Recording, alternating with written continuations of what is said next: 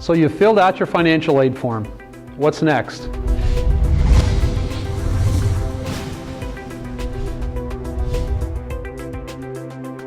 In January of your child's senior year in high school, you should complete and submit your financial aid forms called the FAFSA, and the CSS Financial Aid Profile form should already have been submitted.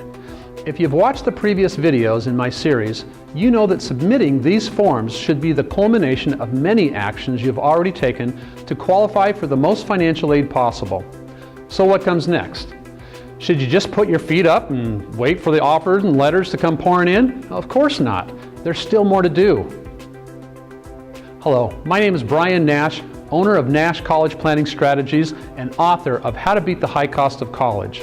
Since 1984, I've spent my life studying the ins and outs of financial planning and showing parents exactly how they can save thousands, if not tens of thousands of dollars on their child's higher education. In this short video, we're going to look at what you can expect after those financial aid forms go out and into the mail.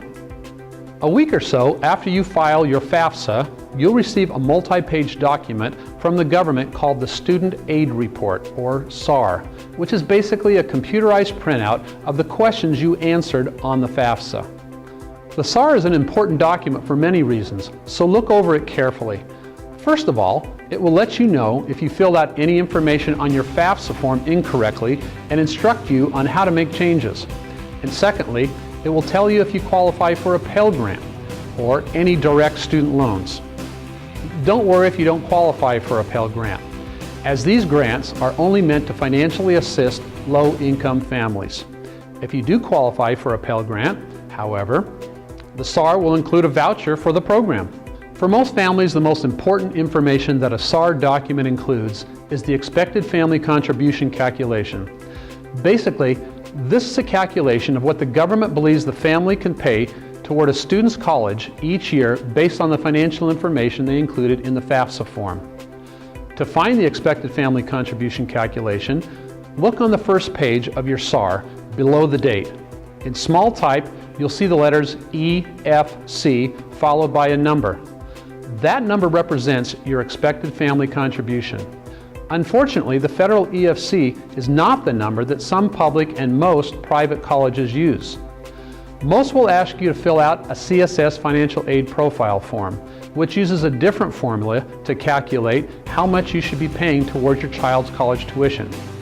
Unsurprisingly, this calculation usually comes up with a higher expected family contribution than the federal calculation. If you estimated your income and tax information when you originally filled out your financial aid forms, you must revise or update your information as soon as possible. This is why I recommend doing your taxes as early as possible in your child's senior year. Explain the situation to your accountant, and they should be more than happy to work on your taxes early so you can revise the forms with your correct tax information. If you follow this guidance, your child should start getting award letters around April or May. This is an exciting time for you and your child, especially if you've taken the steps to maximize your financial aid qualifications. If you haven't, then there's no time like the present to start. Check out the other videos in my series and visit my website at nashcollegeplanning.com and download my powerful free ebook, How to Beat the High Cost of College, which is filled with tips on qualifying for as much financial aid as possible. I'm Brian Nash, and let me leave you with this quote by Benjamin Franklin. By failing to prepare, you are preparing to fail.